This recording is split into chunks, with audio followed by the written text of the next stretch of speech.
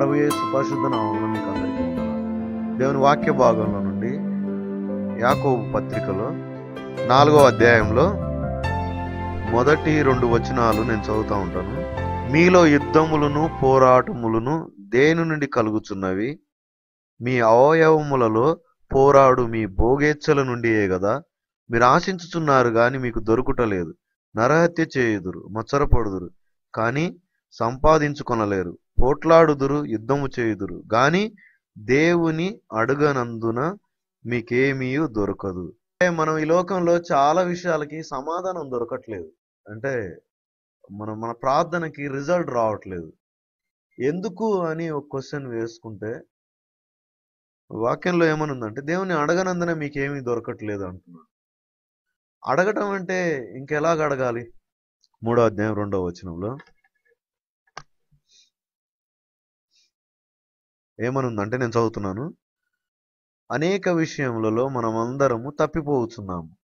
ఎవడైనను మాట యందు తప్పని ఎడల అటివాడు లోపము లేని వాడై తన సర్వ శరీరమును స్వాధీనమందుంచుకొన శక్తి గలవాడగును.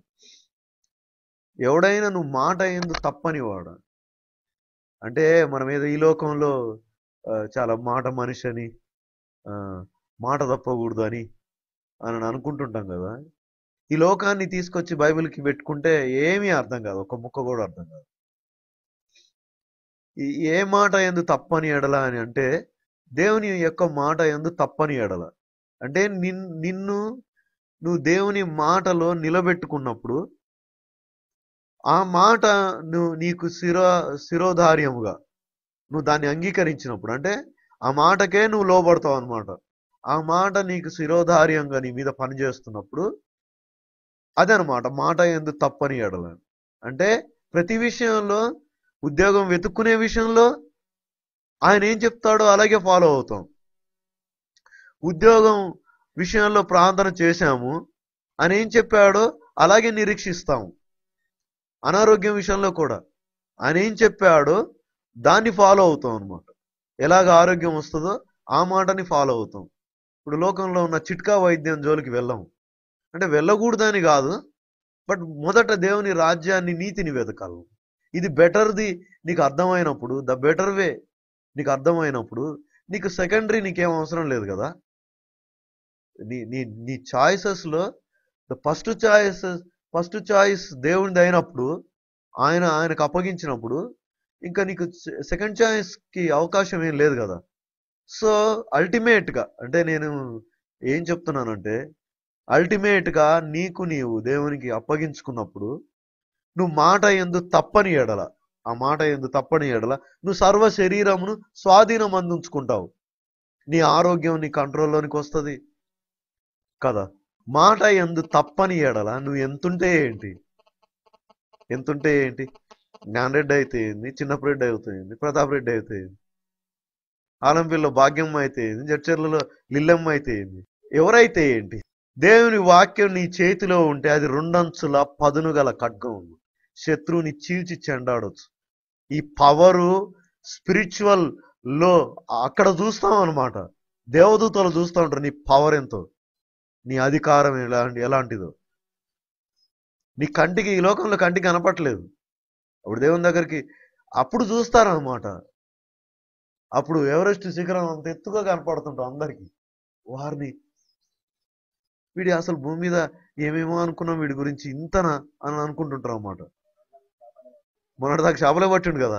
మాట యందు తప్పని ఎడల ఎంతమంది ఈరోజు ఛాలెంజింగ్ గా దీన్ని రిసీవ్ చేసుకుంటున్నారు? నేను ఆయన మాట యందు నిలబడాలి, ఆయన మాటలు ఆ పవర్ ఏంటో చూడాలి. లోకం చెప్తుంది కదా ఇది అసాధ్యం అని. అనేకమైనవి ఈ లోకంలో మనకి అసాధ్యం అంటున్నాయి కదా. లోకంలో చెప్తా ఉన్నారు కదా. మనకేమవుతాయి అవన్నీ? సాధ్యమే. ఆయనలో క్రీస్తులో సమస్తమును సాధ్యమే. నువ్వు మాట యందు తప్పని ఎడల నువ్వు ఆ మాటకి లోబడి జీవించాలని నువ్వు తీర్మానం చేసుకుంటే ఈ లోకంలో నిన్ను ఎదిరించే మొనగాడే లేడు. దావీదుని ఎదిరించడానికి 9.5 అడుగులు ఎత్తున్న గొలియాదుకి ఏమైనా చేత అయిందా? వాడు దావీదుని అంటున్నాడు, కుక్క పిల్లని కొట్టడానికి వచ్చినవరా నువ్వు, చిన్న కట్టె ముక్క పట్టుకొని ఏమనుకుంటున్నావు నువ్వు నన్ను అని అంటాడు అన్నమాట. వాడేమో రాక్షసుడు లాగున్నాడు. ఈయనేమో 17 సంవత్సరాలు ఉన్నాయి ఈయనకి. ఒడిసెల రాయి పట్టుకొని వెళ్ళాడు, బక్కగా తెల్లగా ఉంటాడు. ఒడిసెల రాయి పెట్టి తిప్పి వాడు అంటాడు, నిన్ను కాకులకి గద్దలకి వేస్తాను రా అంటే, దావీదేమన్నాడంటే, నిన్ను నీ సైన్యాన్ని కాకులకి గద్దలకి వేయకపోతే నా పేరు దావీదే కాదని చెప్తాడు అన్నమాట. అదనమాట మొగసి రాజు సైతమే ఆశ్చర్యపోయాడు అన్నమాట. ఏంటి వీడి పవర్ ఏంది, ఎవడు కొడితే దిమ్మ తిరుగుతుందో వాడి పేరే క్రిస్టియన్. క్రిస్టియన్ అంటే అలా ఉండాలన్నమాట. శత్రువుని కబడ్డీ ఆడించాల, దురాత్మను, దయ్యాన్ని. ఎమ్మటే ముక్కులు పట్టేయంగానే సర్ది చేసినట్టే ఉంది, ఏం చేయాలో ఏమో. ఇది తగ్గదు, ఇక వారం రోజులు తగ్గదు. వాడు తలుపు దగ్గరే ఉండి వింటాడు. వాడు అన్నాడా ఇంకంతే, అన్నాడు ఇంకంతే. వాడు నిన్ను జలుబు కాదు, నీకు సైనస్ అనే వస్తుంది, నీకు లోపల లంగ్స్ అన్న చెడిపోతాయి, లోపల అంతా ఇదంతా ఫ్లమ్ అంతా ఎక్కువైపోయి లోపలంతా మొత్తం కులిపోయి లోపలంతా పాడైనా అవుతుంది, నీకేమన్నా అవుతుంది అన్నమాట. నువ్వు మాట ఎందుకు తప్పని ఎడల, ఏ మాట ఎందుకు తప్పని ఎడల, ఆయన పొందిన గాయములలో స్వస్థత నాకు, జలుబు ఏసునామములో వెళ్ళిపోవని చెప్పాలన్నమాట. వీడే మొనగాడు, జలుబుని ఎదిరించేవాడే మొనగాడు, తలనొప్పిని ఎదిరించేవాడు మొనగాడు. వాడే మాట ఎందుకు తప్పని వాడు. ఇంట్లో కట్టలు టాబ్లెట్లు పెట్టుకోవటం కాదు, అది లోకంలో రీజు, లోకంలో ఆనవాయితీ. లోకంలో పెట్టుకుంటారు అలాగా. ఫస్ట్ ఎయిడ్ కిట్ అని ఉంటుంది, ఎందుకంటే దరిద్రం అప్పుడప్పుడు తలుపు తడుతూ ఉంటుంది కదా, దాన్ని పెంచి పోషించడానికి దానికి మందులు మాకులు వేయాలి కదా దరిద్రాన్ని. ఈ ఫైర్ రావాలి, ఇలాంటి జీల్ రావాలి. దేవుని ఎలా అడగాలి చెప్పండి, ఇప్పుడు చెప్పండి నాకు. నువ్వు దేవుని అడగనందున నువ్వేమీ పొందుకోవట్లేదు. ఎలా అడగాలి? దేవుని వద్దకు వచ్చువాడు ఆయన ఉన్నాడనియు, ఆయన మనకు ఫలము అనుగ్రహించువాడనియు నువ్వు నమ్మాలి కదా. ఎవడైతే దీన్ని నమ్ముతాడో, ఎవడైతే ఈ విశ్వాసం కలిగి ఉంటాడో, అడగటం అంటే ఇదనమాట. అడగటం అంటే ప్రార్థనలో అడుగుట అని ఉంది కాబట్టి ఇంకా అడుక్కోవడమే కాదుగా. సో మనకి ఆ అర్థం రావాలన్నమాట. ఆ గ్రేస్లో దేవుడు ప్రొవైడ్ చేసిన ఆ అడుగుట ఏంటో అర్థం కావాలి. ఏం అడగటం అది? ఏం అడగటం? గోజాడాలా, బొబ్బరించాలా? ఏం అడగటం అది? So the way of understanding, నేను చాలాసార్లు చెప్పాను, అర్థం చేసుకునే విధానం ఇది. కృపను అర్థం చేసుకునే విధానం ఇది అనమాట. చాలా నార్మల్గా మాట్లాడుతూ ఉంటాం ప్రతి రోగం గురించి, ప్రతి సమస్య గురించి. ప్రార్థన అంతా అయిపోద్ది, లాస్ట్లో ఇట్లా ముచ్చట్లు మాట్లాడుకుంటుంటారు కదా, నేను అప్పుడప్పుడు గమనిస్తూ ఉంటాను.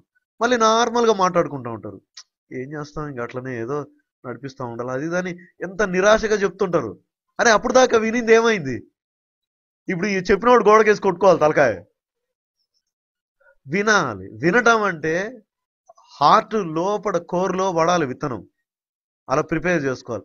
నువ్వు పరిశీలన చేసుకోవాలి, నా ప్రాబ్లం ఏంటి. ఇప్పుడు నీకు అర్థం కావాలి. నేను ఎన్నో సంగతులు చెప్తా ఉంటాను, మనకు అర్థం కావాలి. నేను చెప్పినప్పుడు మీకు అర్థం కావాలి. నాకున్న సమస్య ఎందుకు పోవట్లేదు, నాకున్న ఈ ప్రాబ్లం ఎందుకు తీరట్లేదు, ఈ రోగం నాకు ఎందుకు, నేను చిన్న దాన్ని ఎదిరించలేకపోతున్నానేంటి, నాకున్న చిన్న సమస్యను నేను వదిలించుకోలేకపోతున్నానేంటి. పట్టుదల కావాలన్నమాట. ఈ యొక్క పోరాటంలో జయం మనదే. మనం ఏమన్నా జలుబులోనే వదిలేయబడం, జయం మనదే. ఎందుకంటే లోకంలో ఉన్నట్టుగా మనల్ని అటాక్ చేస్తాడు వాడు. లోకంలో అనేక సార్లు ఇంకా రాదా అంటే అప్పుడప్పుడు వస్తున్నదేమో, అప్పుడప్పుడు నిన్ను టచ్ చేసిపోతుందేమో, కానీ నువ్వేం చేయాలంటే దాన్ని ఎదుర్కోవాలన్నమాట. దాన్ని ఎదుర్కోవాలి. వాక్యం అనే ఖడ్గంతో మాట ఎందు తప్పిపోకుండా ఆ మాటని పట్టుకొని ఎదిరించాలి, శత్రువుని ఎదిరించాలి. ఈ చిన్న విషయంలోనే కొద్దిగా సర్దుబాటు చేసుకున్నావు అనుకో, పెద్ద విషయాల్లో నువ్వు ఇక్కడ రాజీ పడ్డావంటే, చిన్న విషయంలో రాజీ పడ్డావంటే పెద్ద విషయంలో దానికి కూడా అదే అనమాట. వాడు అక్కడ కూడా సేమ్ అదే టెక్నిక్ వాడతాడు. ఈ విల్ సాధారణ అదే టెక్నిక్ వాడతాడు అన్నమాట. ఇప్పుడు చిన్నదానికే ఇక తట్టుకోలేక అబ్బా ఈ చీదలేకపోతున్నాను, ఏదైనా చేయాలా, ఏదో ఒకటి వేసుకోవాలా అని నువ్వు లోకంలో అవైలబిలిటీ ఉన్న దాన్ని ఆశ్రయిస్తున్నావు అంటే ద ఫస్ట్ చాయిస్ ఏంటి? మొదట దేవుని రాజ్యాన్ని, నీతిని వెతకాలి. ఆయన వాక్యంలో ఉన్న ఆ హీలింగ్ ని అనుభవించాలి. ద ఫస్ట్ స్టెప్ వాక్యంలో ఉన్న హీలింగ్ ని అనుభవించాలి. దానికోసం పోరాడాలి. కానీ ఒక వారం రోజులు అయితే అయింది. ఏం చేస్తాడు వాడు? చూద్దాం ఏం చేస్తాడు కదా. Believe it. మాట యందు తప్పని ఎడల అంటే అదనమాట. ఎవడైనాను మాట యందు తప్పని ఎడల అట్టివాడు లోపం లేని వాడై ఉండు. లోపం లేని వాడై ఉంటాడు. ఉండి తన సర్వ శరీరాన్ని స్వాధీనపరుచుకుంటాడు. సర్వ శరీరాన్ని స్వాధీనపరుచుకుంటాడు. శరీరం అంతా కంట్రోల్ తప్పిపోతా ఉంటుంది.